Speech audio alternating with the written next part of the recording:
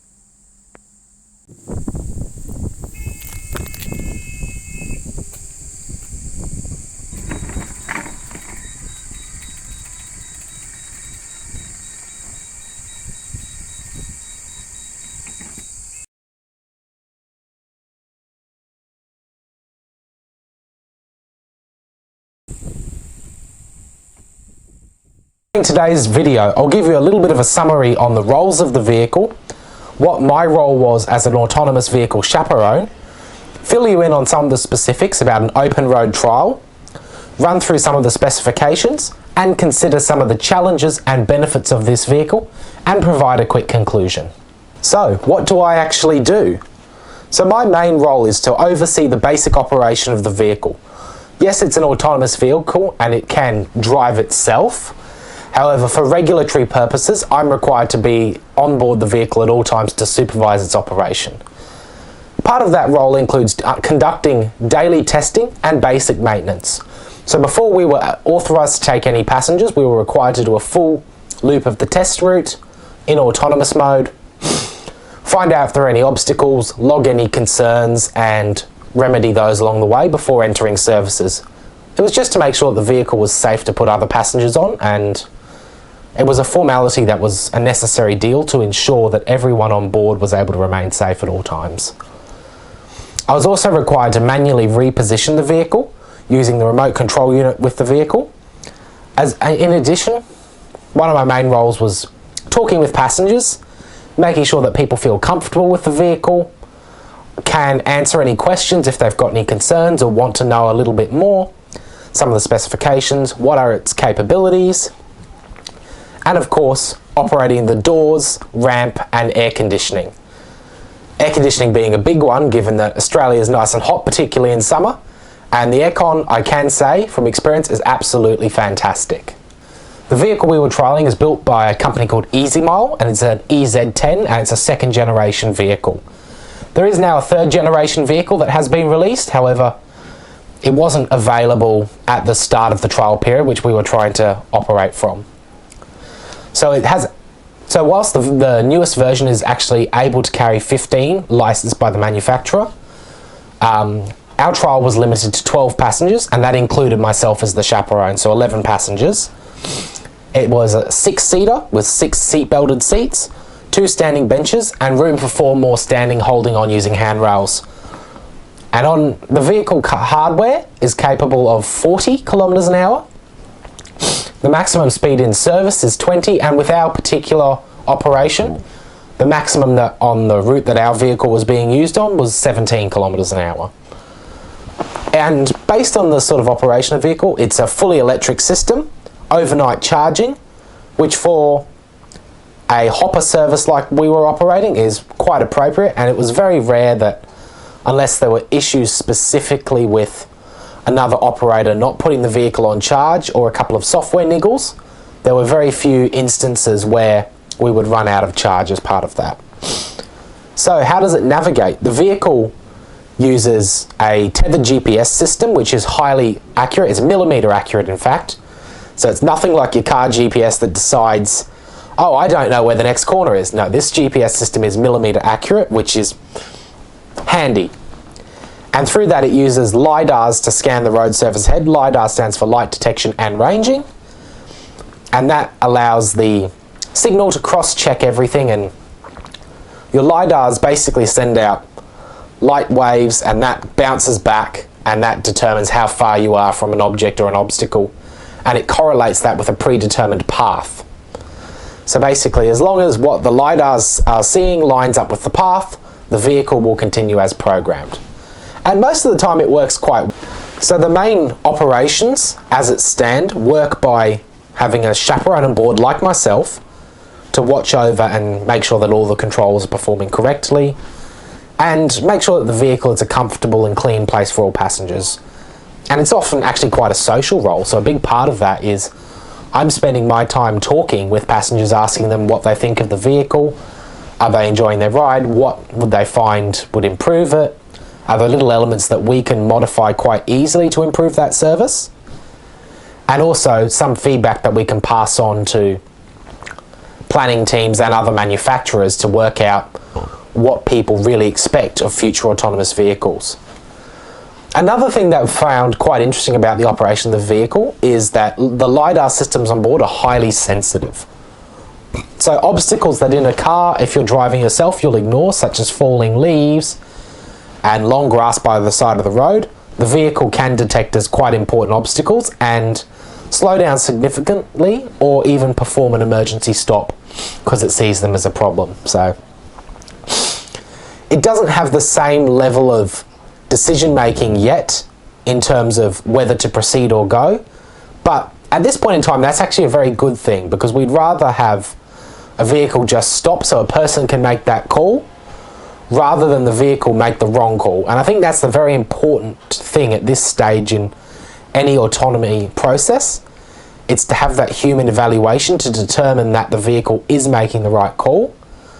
So that's one of the big reasons why very few people are actually happy to let vehicles go on in autonomous modes unsupervised. So that's part of my main role. Given that the vehicle can stop suddenly, the fact that it's got seat-belted seats fitted is very good.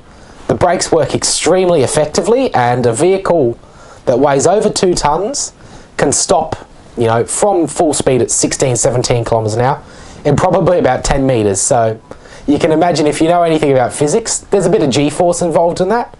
And passengers do, if they're standing up, certainly notice a vehicle stop, and if you're not holding on, you might face plant. So the seat-belted seats are certainly something we recommend for people to jump in on if they're jumping in on board an autonomous vehicle for the first time and their balance might be a little bit compromised. We highly recommend grabbing a seat with a seat belt. One of the other challenges is to avoid any obstacles that are on the path. If they don't move automatically, like a parked car, I have to manually use the control unit to move the vehicle around and put the vehicle back on the path at that point. That is something that obviously in the future, when vehicles plan to be fully autonomous with no one supervising them, that'll be something that obviously needs to be worked around. But that's a much more complex level of thinking, and I think that's where these sorts of trials will allow us to get to in the future. And again, I think LiDAR, it should be stressed that LiDAR as a system is not foolproof. None of these autonomous systems are foolproof yet. And it does sometimes make decisions that we might think, why would it do that? It picks up obstacles that as a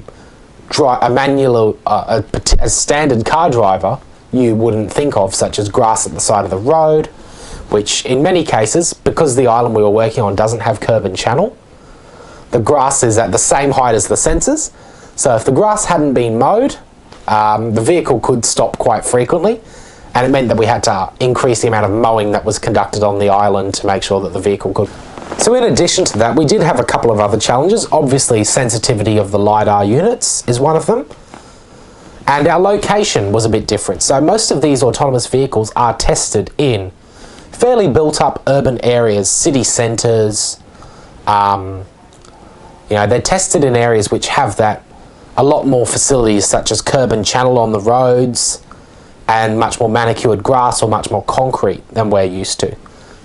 So this test being in a much more rural setting, meant that there were a few benefits that we normally experience with the operating environment that we didn't have. So curb and channel, which is always your concrete at the side of the road, and any drainage associated with that, we didn't really have. And that grass, which would grow up much higher. So because the standard grass procedures were only to mow, once a month, if we had lots of rain, we'd find that grass would grow much more quickly, and we could cause issues with the vehicle stopping at times. Another big challenge with this vehicle is public perception. Being a small rural environment, people weren't always super keen to jump on board and didn't just magically say, wow, I want to jump on board this vehicle. It was working in a very small community of people that were already sort of satisfied with the way that things ran. You could walk a lot of the island quite easily, and most people had a small car anyway. So to convince locals to use the vehicle was sometimes challenging. There was also a lot of visitation because people were keen to see the vehicle in action. A lot of people from the mainland and from some of the other southern Moreton Bay Islands would come and have a look at the vehicle themselves, which was a positive for some. They were keen to see more people interested in the location in Karragarra Island. However, many liked their little sleepy paradise, so it was a bit challenging in that regard. Some people were very keen to have new visitation and others were not, so that was a big part of the trial to keep in mind. I think, unfortunately, the biggest factor is the trial was effectively cut down by over a month due to coronavirus. We were meant to be operating 5 days a week, and the last day of operation was supposed to be yesterday, but sadly that wasn't the case. Due to social and physical distancing requirements and risk management perspectives, the trial finished in the middle of March in terms of being operational, and the vehicle has been taken off the island since to be redeployed in the future. I don't know where it's going to go, but I'm keen to find out as much as you might be, so I'll be keeping my eyes peeled. And certainly if the vehicle does go into operation again publicly, I'm hoping to jump on board and show you around as a passenger. I think one of the last challenges was we had mechanical and software issues occasionally, so to work on those, we could fix a lot of those things ourselves as operators and with our chief operator who would come over and have a look. But anything much more major required flying in technicians and specialists, so we would have downtime if there was a component failure and it was a part that we didn't have. We'd have to get a technician and the part flown in from interstate or in some cases overseas, which meant the vehicle couldn't operate in the meantime. And finally, I think managing community expectations is a challenge. The trial had a fixed 6-month date. I think a lot of people were expecting that vehicle would be something that would remain permanent after that point in time. However, that's still discussions that would need to be continued, and there's been nothing finalised on that. I think many people thought if it's here, it's going to stay. So I think that's one of the big challenges with any public engagement project, really. If something's a trial, many people think it will become permanent then after, but that's often not the case. And then it becomes sort of a matter of, public importance on whether people want that trial to continue or want that to remain, and that determines what happens next. So I think continuing on for that, I found that the role was extremely rewarding and interesting. I don't certainly meet many other people who say that they are qualified to operate an autonomous vehicle. So I think it's quite an interesting job, and I found it very rewarding. I'd like to keep involved in that area in the future. Now, whilst I do think that public transport planning is critical, I think understanding autonomous vehicles for their role in public and private transport in the future is really important to the profession. And I think it's an area that I need to keep watch on over time, and I hope to be part of more so in the future. And I think in terms of success, testing and adoption is key. We need more testing to ensure more adoption of the technology and to understand it better. If people aren't willing to take the risk to try it out, we may just not see that technology taking off as well as we can. And we might also see many regional gaps in that technology. So we'll see places that are already much more open to testing and trialing new technology do a really good job at that. And we'll sometimes see that those places who are less keen to take a risk, might be much slower to adopt that technology in the future, and that might be really challenging, particularly in areas where existing transport's not so efficient and creates inequality through poor accessibility. I'd like to thank you for joining me today, and I'd love it if you could hit that subscribe button if you want to keep up to date with new topics and videos. I suppose if you've got any questions or comments, leave them below. I'll see if I can release a new video based on some of those ideas. And again, I think it's really important to continue producing these sorts of videos and improve that quality over time. I've actually transitioned to a new camera and mic setup, so hoping it's better.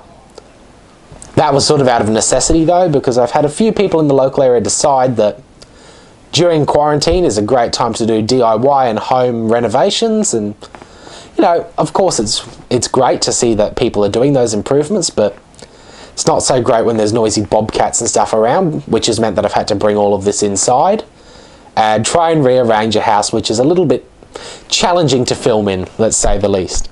So I'd like to thank you again for joining me today with Talking Planning, and it's now more than ever an important time to be talking planning. Everything depends on it.